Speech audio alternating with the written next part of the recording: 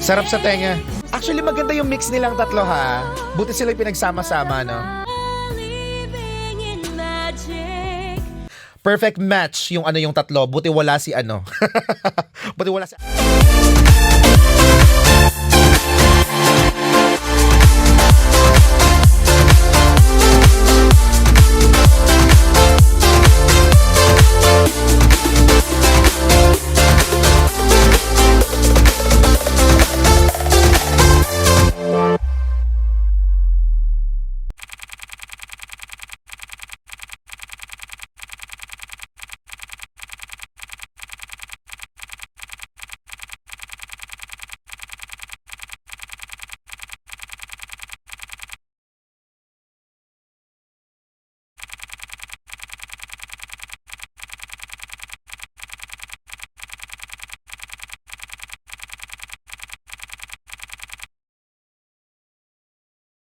Hi, it's Johnny Beriani. For today, we will be reacting to Believing in Magic, performed by Francine Diaz, Alexa Ilacad, and Bel Mariano. First time, no, na magkaroon sila ng parang collaboration together sa isang song. Sabi ko nga parang familiar tong Believing in Magic na to. Parang OPM siya, no? Na ito ba yung yakap mo? Kasi may parang open and close parenthesis tapos nakalagay yung yakap mo. Hindi ako gano'ng familiar sa song pero napakinggan ko siya before eh. Parang naging theme song ba siya ng isang series or something? Basta familiar tong yakap mo. Wait lang, hanapin ko nga. Yakap mo.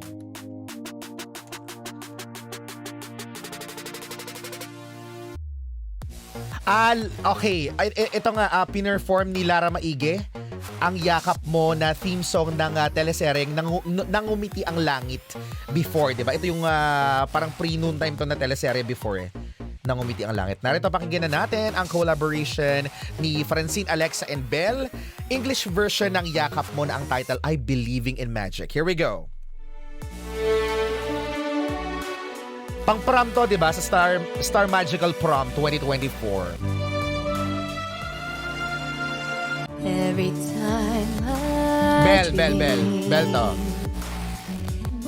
You know what? I love her songs. Ang calming nung ng boses niya. Piniplay namin most of her songs dito sa tag. The day will come when it's mine. Galing. Kasi pa rin sina.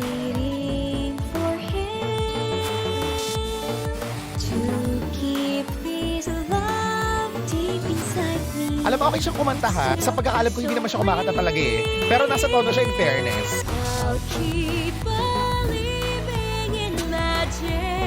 Ang galing ni Alexa. Ito si Alexa, alam ko talagang singer naman dito eh. Magaganda yung mga songs niya eh. Pakipot Soplado, pinaplay namin dito.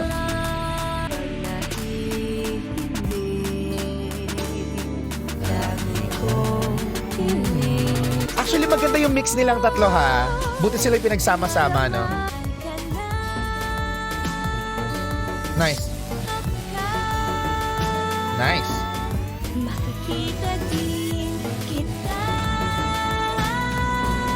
Love it.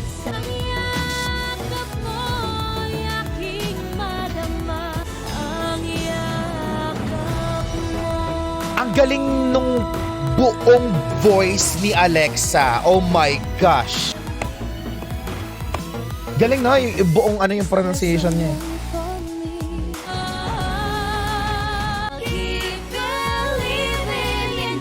Sarap sa tenga. Ganda ng harmony. One I love. Galing.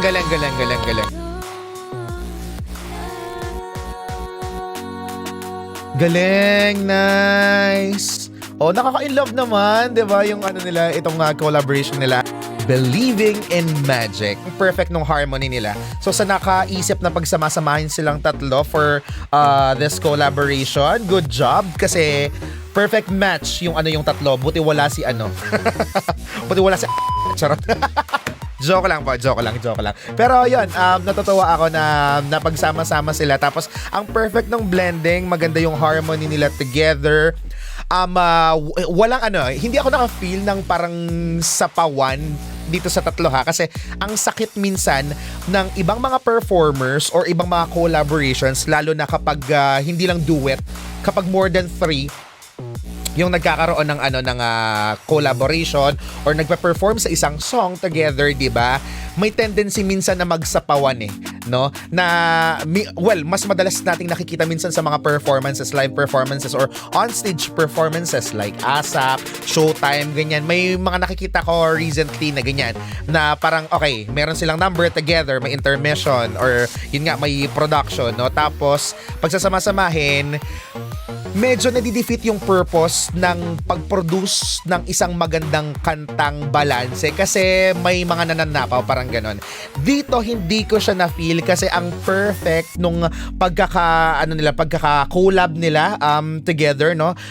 Nung tatlo, wala talaga akong na-feel na nagsasapawan, though sa aking sariling opinion, kung just for the sake of conversation, para lang sa akin, nag-stand out dito si Alexa. Sobra siyang nag-stand out. Alam naman natin siguro or alam naman ng napakarami sa inyo na dito sa kanilang tatlong pinaka parang kumakanta na noon pa ay si Alexa talaga, diba? Si Belle kumakanta rin naman siya pero parang recently ko lang or nung time lang, era lang ng He's Into Her, dun ko lang na-discover na kumakanta rin siya at the same time. Si Francine, sa pagkakaalam ko, hindi naman talaga siya kumakanta talaga, diba? Pero may mga songs siyang nare-release and in fairness kay Che, nasa tono siya, diba? Nakakatuwang mapakinggan. And yun, kay Alexa lang talaga, sobra akong, actually, kinikilabutan ako dun sa parts niya kasi, oh my gosh, hindi niya goal mang upstage ng co-performer. Pero mahihila ka niya mahihila ka nung pagkaka-perform niya 'di ba? So galing nung pagkakabuo ng voice ni Alexa. Ang sarap niyang pakinggan. Parang ang magical nung song, 'di ba? Lalo na kapag dun sa part niya rin at the same time. So yan, sobrang kong nagustuhan itong collaboration nilang tatlo and alam mo si Alexa, hindi ko alam ha, pero parang may mga cover siya na may mga binookmark ako before na parang mga performances niya or parang TikTok video niya yata yun na cross-post sa X. Tapos binookmark ko siya. Tapos, sabi ko nga, parang cover niya sa isang Disney song. Tapos sabi ko, ang galing ni Alexa, no? Ang perfect ng pagkakakanta niya. Ang magical. I think yun lang. Magical is the word talaga for Alexa. No? And sana magkaroon din siya ng iba't iba pang mga opportunities. Maliban kay Francine and kay Belle, no? Na alam mo yun, makapag-produce ng iba't ibang mga songs like siguro album. I'm not sure kung nagkaroon siya ng album pero piniplay namin dito yung songs nila ni KD, Misterio, what else, Pakipot Soplado at marami pang iba. Pero sobra akong humanga sa kanya dito. Oo.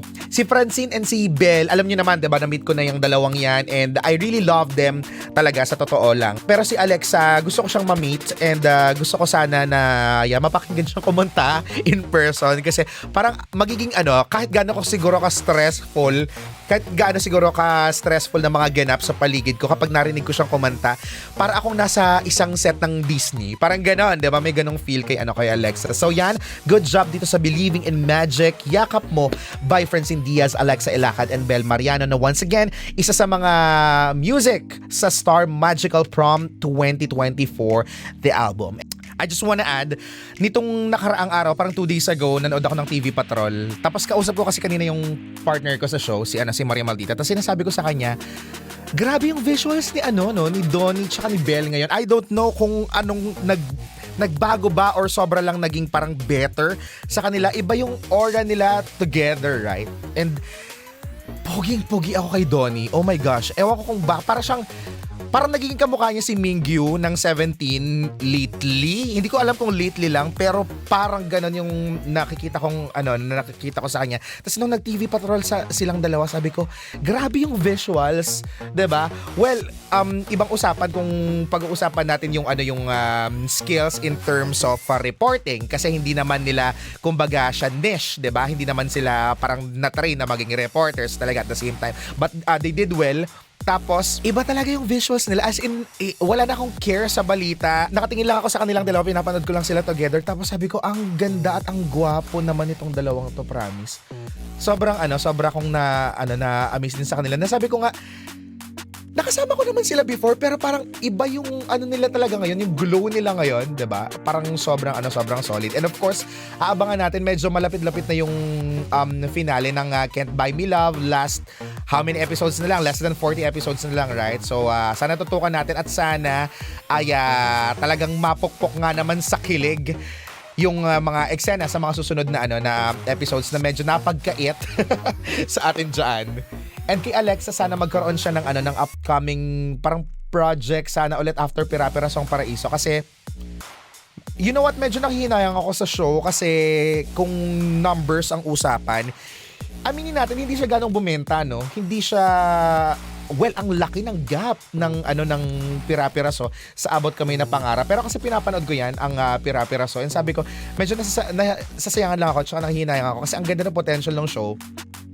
Ang ganda ng story, ang ganda nung parang transitions lagi sa mula sa isang episode papunta sa isang episode, mula sa isang season papunta sa panibagong season, ganyan. Tapos meron pa si Miss Maricel, tapos yun. Medyo nanghihinayang lang ako. And as for Francine, 'di ba may sinabi siyang parang gusto niyang mangyari na next parang project niya, ganyan. Pero ako talaga, habang hindi pa siya medyo tumatanda ng konti, gusto kong i-remake niya talagang Esperanza, promise. Kasi before, ang niro-root ko for Esperanza ay si Jane Oineza, but that was like 2015 pa, 'di ba? Almost 10 years ago. And since mag-iilang years na yata ang Esperanza next year, tama ba? Anong year ba ang Esperanza? Esperanza, check ko nga. 1997 ang Esperanza. So, bago mag 2027, magta 30 years ang Esperanza. Sana gawa ng remake, kasi parang siya na lang yung malaking material, malaki yung recall na hindi pa nagagawa ng remake. 'Di ba? So sana magawa yan at maging isa sa mga next projects ni Chen, no, susunod na. You know what, may idea ako. Gawa ng remake ang Esperanza, tapos since medyo weakness ng ABS ngayon ang afternoon slot, doon siya isalpak, 'di ba, right after showtime. So, gawin niyo yan. And of course, for more chika, for more reaction videos, follow ka lang dito sa ating page and I'll see you sa ating next video. Bye-bye!